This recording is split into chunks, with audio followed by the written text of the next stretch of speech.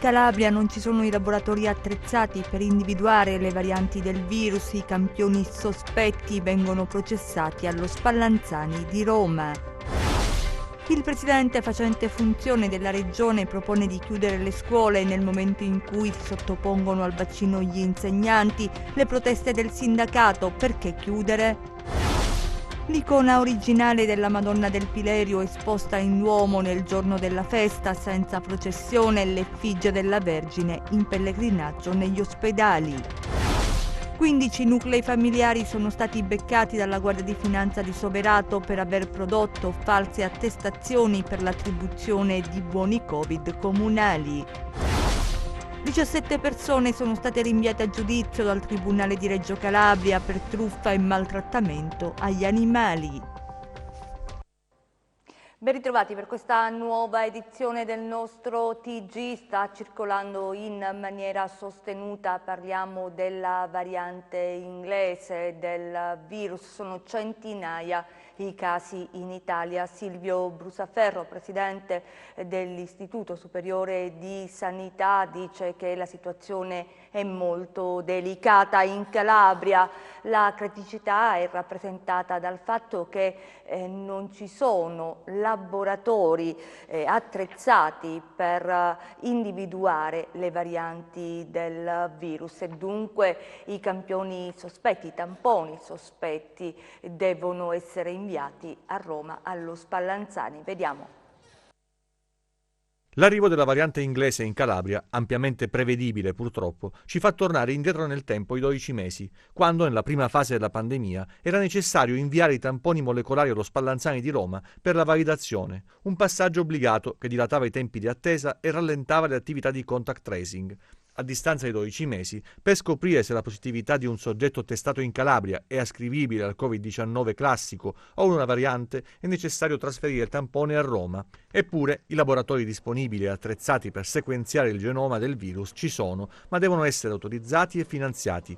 La Regione ha individuato il laboratorio di microbiologia dell'ospedale pugliese di Catanzaro. Serviranno però 10 o 15 giorni perché diventi operativo. Si propone di contribuire al controllo epidemiologico molecolare del virus anche l'unità di genetica medica del GOM. Le strumentazioni sono già disponibili per effettuare alcune sequenze. Per ampliare il raggio di azione servirebbe una implementazione delle dotazioni robotiche. In teoria anche l'Unical sarebbe in grado di entrare in gioco in questa attività indispensabile per tenere sotto controllo l'evoluzione di un virus che tenta di sfuggire alle armi messe in campo dalla ricerca e rischia di vincere la sfida contro un esercito lento e disorganizzato. I casi accertati di Longobardi, quello individuato a Cosenza ancora da accertare, e i sospetti sulla velocità del contagio avvenuto tra i bimbi, i docenti e i familiari nell'ambito del cluster scoppiato nella scuola paritaria primaria cosentina impongono un'accelerazione nel sistema di controllo epidemiologico sul territorio regionale.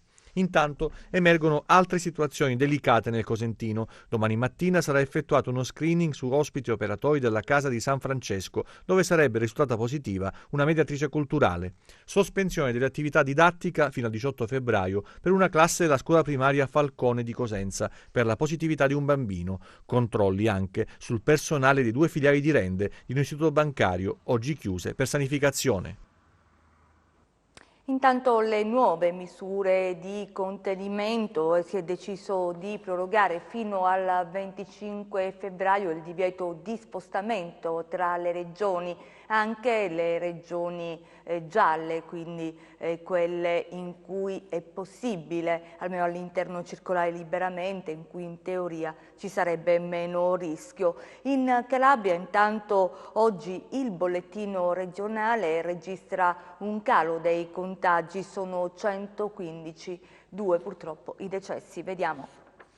Nelle ultime 24 ore in Calabria sono stati effettuati 2.311 tamponi positivi al coronavirus, oggi sono 115, di cui 25 a Cosenza, 20 a Catanzaro, 8 a Crotone, 1 a Vibo Valentia, 61 a Reggio Calabria. I ricoveri in regione sono 221, 23 in terapia intensiva, 2 i decessi. Capitolo scuola fa discutere la proposta del presidente facente funzioni della regione Nino Spirlì, che in sostanza decide, o meglio pensa di sospendere le lezioni per vaccinare gli insegnanti. Le proteste del sindacato, vediamo. Contrastare la diffusione del Covid e consentire la conclusione dell'anno scolastico in sicurezza. Per questo il presidente facente funzione della regione Nino Spirlì ha disposto che il personale scolastico sarà vaccinato contestualmente alla popolazione ultraottantenne.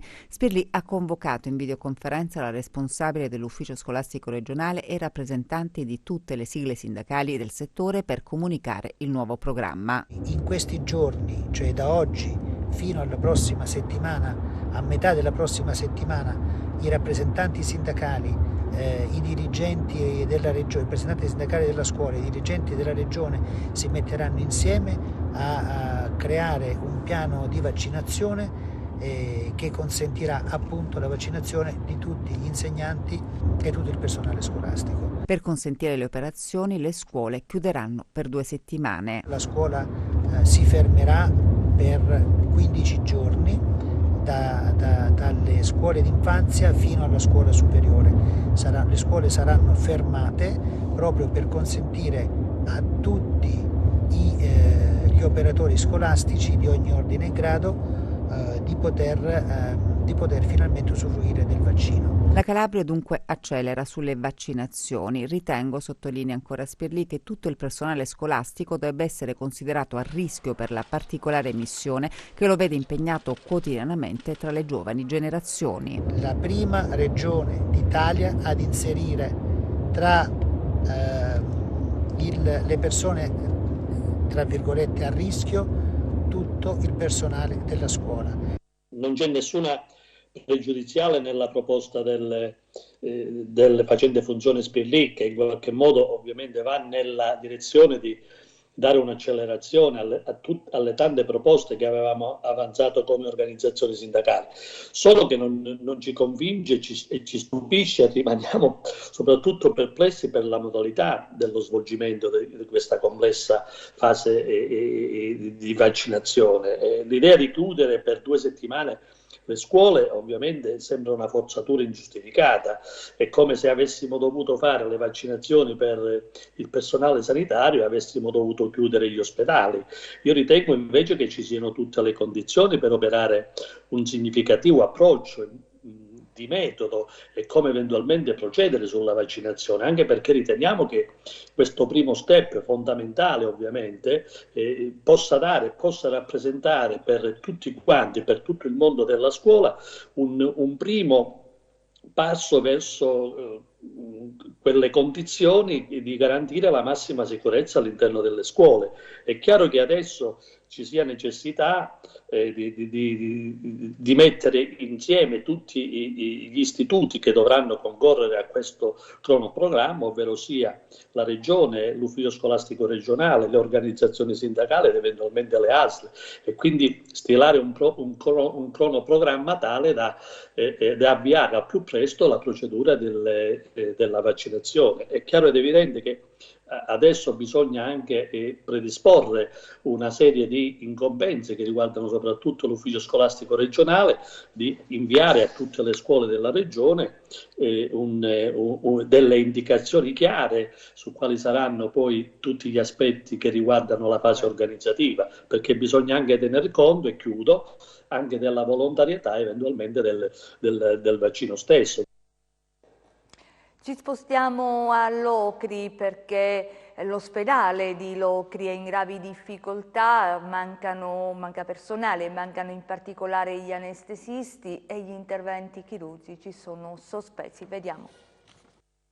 In piena emergenza pandemica, pensare che un ospedale pubblico peraltro non possa garantire interventi chirurgici fa rabbia, e anche tanta. Accade a Locri, dove da giorni le sale operatorie sono chiuse, motivo: non ci sono gli anestesisti. E allora cosa fare? Beh, certo bisogna correre ai ripari, e l'ASP di Reggio Calabria sta facendo qualcosa. Un bando pubblico è stato appunto reso noto affinché si possano trovare degli anestesisti disposti ad andare all'Ocri e a lavorare nei riparti dove appunto questa figura è necessaria. I sindacati sono in fermento, le denunce non mancano, il dibattito è aperto, ma il dato oggettivo al momento è solo uno, cioè che le sale operatorie restano chiuse. I timori di qualche tempo fa dunque oggi si dimostrano fondati e si cercherà di correre ai ripari, ma non è una questione di poche ore o di pochi giorni. In poco tempo nulla si muoverà, si spera molto, nel bando pubblico, se questa è sanità.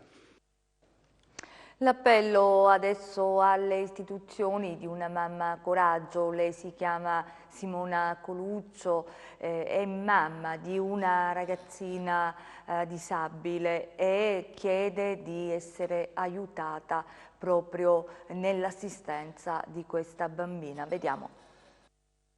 Sono la mamma di Maria Pia, una bimba che ha 14 anni oggi, è una bimba con una grave disabilità, dico gravissima, più che grave. Maria Pia ha una trisomia 13 parziale aggiunta un'emorragia cerebrale. Certo, la vita da quando è nata non è facile per niente.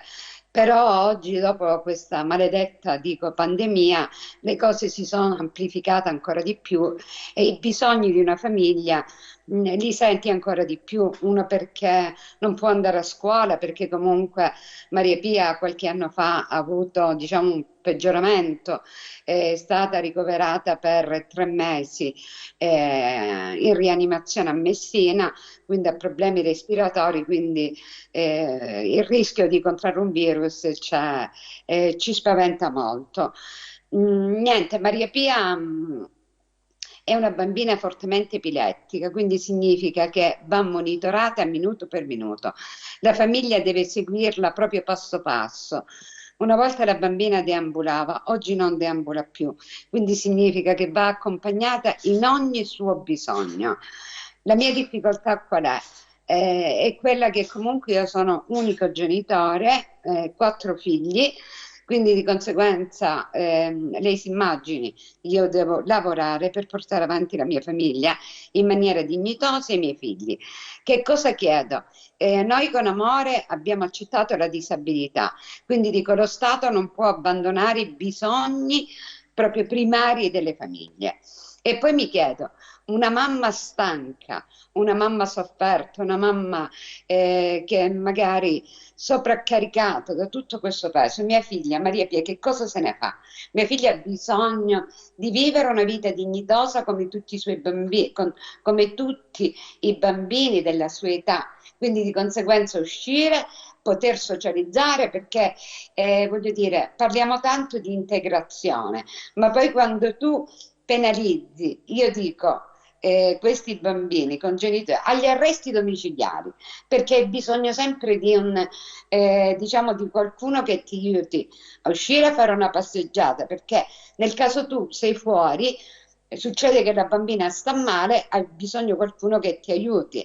Noi oggi, diciamo, tramite l'ASP abbiamo sia un'ora al giorno la terapista, e in pratica ci hanno assegnato 2 ore per quanto riguarda l'infermiera, perché in pratica prendere una persona che non ha competenze, c'è a rischio la vita di mia figlia, e non è giusto nemmeno caricare cioè i miei figli, voglio dire, rispettivamente, di questa situazione che è molto gravosa. Quindi oggi diciamo che qualche giorno fa ho presentato questo progetto di vita dove vede tutti gli attori protagonisti a un tavolo e vedere i bisogni della famiglia e della bambina. Quindi noi speriamo nell'aiuto delle istituzioni e nella sensibilità che sicuramente ci sarà, e che Maria Pia sia di apripista, anche perché io sono pure presidente di un'associazione per ragazzi disabili e rappresento 33 famiglie, quindi diciamo che il mio bisogno è il bisogno pure di tantissime altre persone. E speriamo che l'appello di questa mamma di Gioiosa Ionica non cada nel vuoto, che venga ascoltata e soprattutto supportata.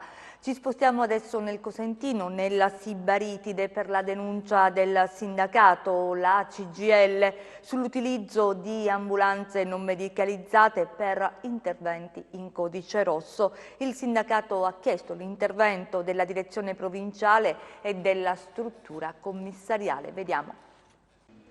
Interventi in codice rosso senza il medico a bordo dell'ambulanza del 118, esposto alla procura da parte della CGIL del Pollino, che denuncia quanto avviene nell'Alto Ionio Cosentino. 2 gli episodi citati dal sindacato. Solo negli ultimi 2 mesi ben 2 episodi si sono registrati, per i quali abbiamo provveduto a presentare esposto alla Procura della Repubblica competente. Uno è successo su Trebisacce, l'altro è successo settimana scorsa su Corigliano, di interventi di ambulanze che dovrebbero essere medicalizzate perché chiamate a intervenire su codice rosso e in realtà in assenza del medico, perché i medici appunto non si trovano, perché medici non ce ne sono, e questo ci ha portato a presentare esposte alla Procura della Repubblica per dire che non è più tollerabile che le ambulanze del servizio pubblico del 118 possano girare senza appunto i medici, con solo l'autista, con solo l'infermiere di turno, ma che non ci siano appunto i medici là dove c'è necessità, perché chiamate a intervenire su codice rosso. In entrambi i casi ci sono stati 2 decessi, ovviamente non li colleghiamo perché non è il nostro compito è quello della denuncia, questo sarà un compito della magistratura, è chiaro. Ma in entrambi i casi ci sono stati decessi dei pazienti.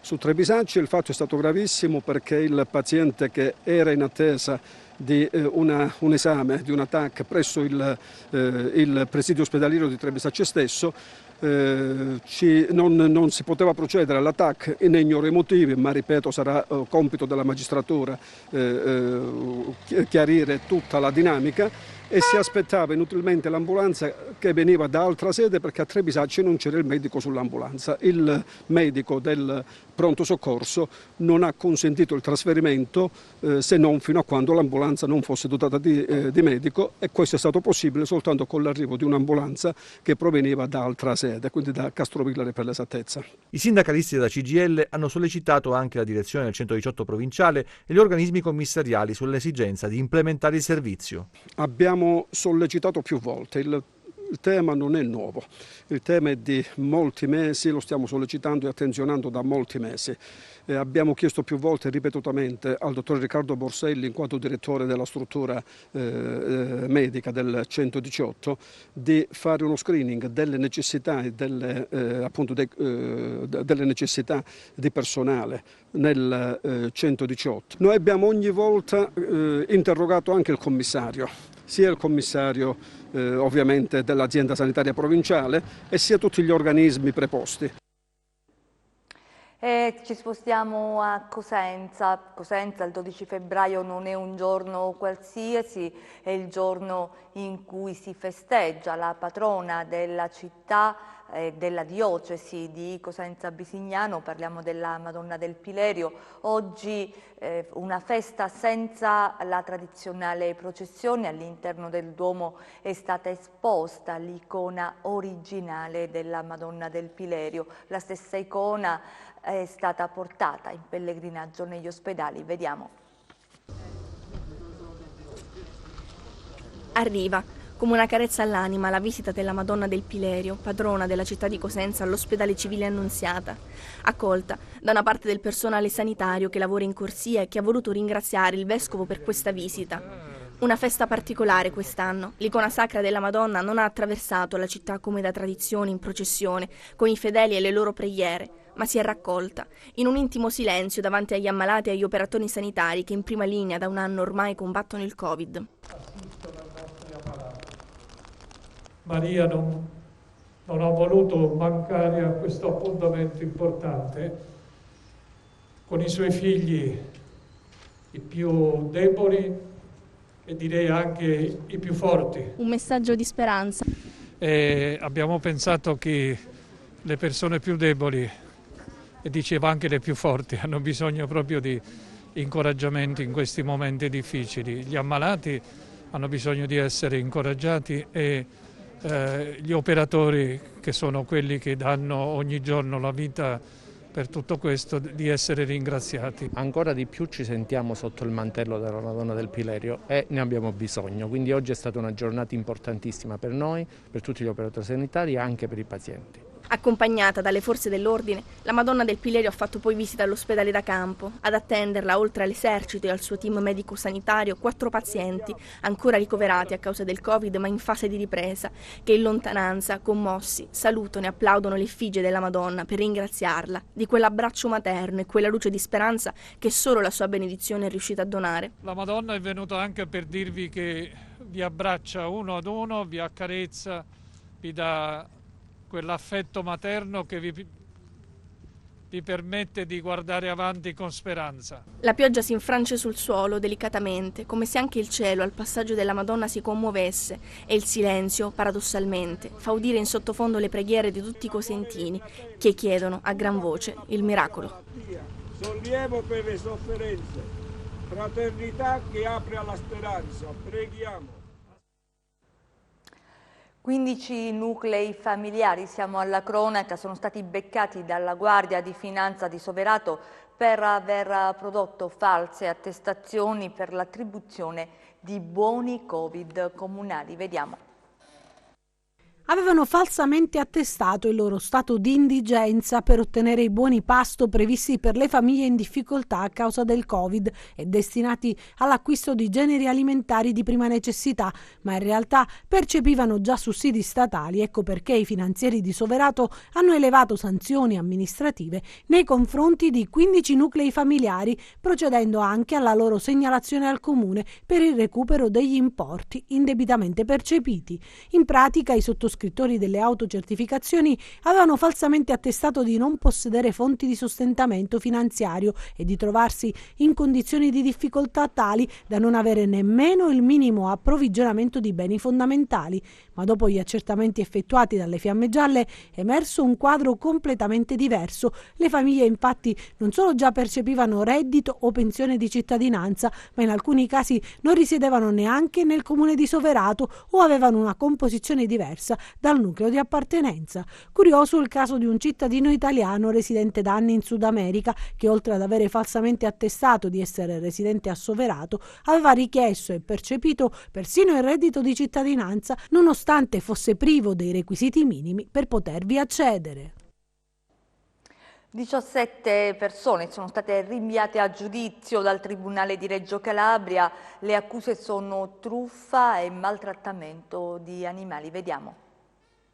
Era il 22 marzo del 2017 quando scattò il sequestro del canile municipale di Reggio Calabria situato in località Mortara di Pellaro. L'indagine condotta dal NIRDA, il nucleo investigativo reati in danno degli animali in forza al gruppo Carabinieri Forestali di Reggio e coordinata dalla Procura, ha consentito di ricostruire la travagliata vicenda relativa alla gestione del canile comunale e il suo affidamento a soggetti privati.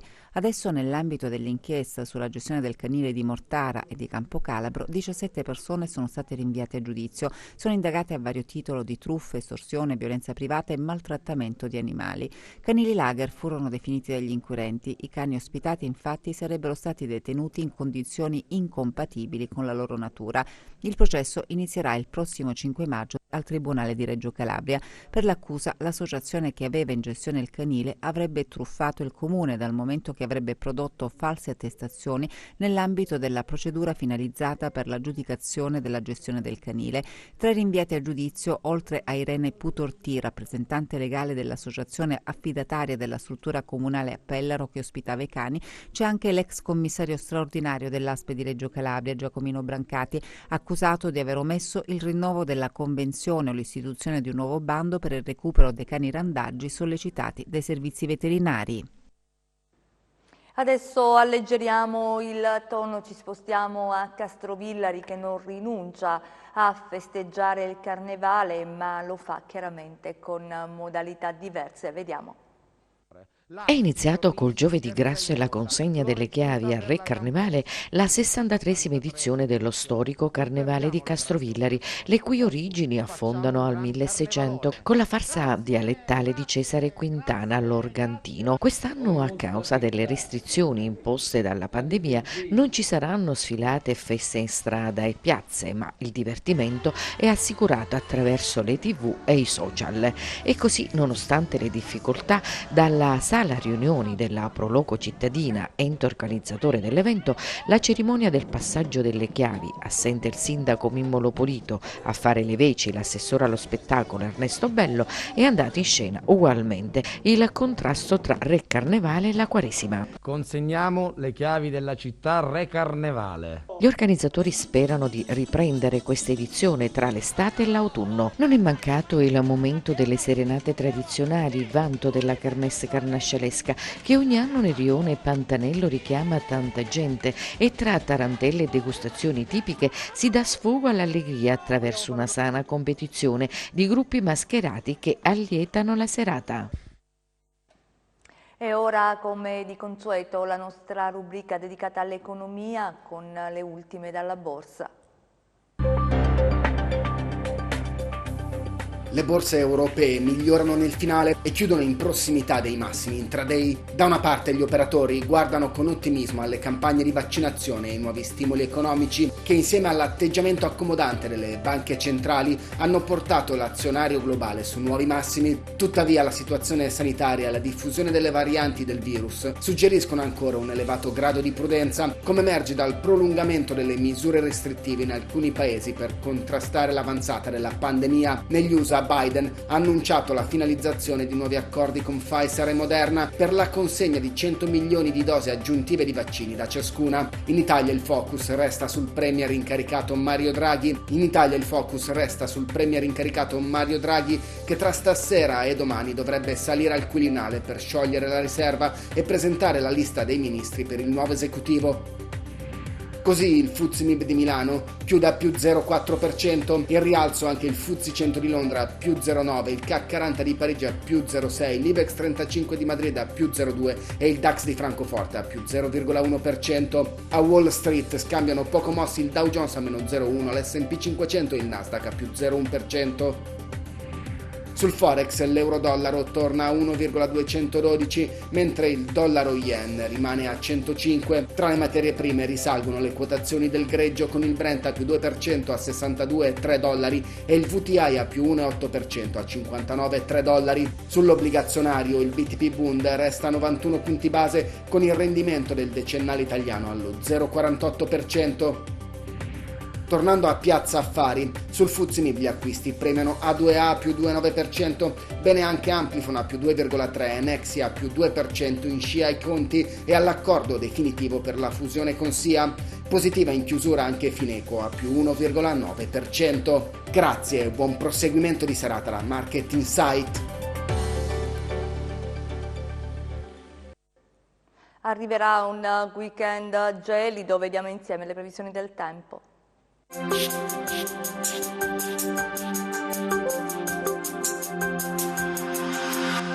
Ben ritrovati da Meteo in Calabria, situazione meteo improntata alla variabilità che precede un nuovo peggioramento sulla nostra regione, l'ultimo di una lunga serie di perturbazioni atlantiche entrerà nel Mediterraneo tra la serata di venerdì e la notte su sabato. In seguito al suo transito si attiverà una consistente irruzione di aria fredda di matrice artico-continentale che irromperà sulla nostra regione nella serata di sabato, a partire dai settori ionici del Cosentino e del Crotonese. Domani nuvoloso o molto nuvoloso, con piogge che conquisteranno i settori tirrenici al mattino per propagarsi su gran parte della regione entro metà giornata. Precipitazioni che saranno nevose nella prima parte del giorno, solo sopra i 1200 metri su Pollino, 1400-1500 metri sulla Sila. Dal primo pomeriggio un progressivo calo termico farà scendere la quota neve fino alle zone collinari sul Cosentino, in particolare sino a 300-400 metri sul relativo settore ionico e Sila Greca, intorno ai 600-700 metri sulla Valle del Crati.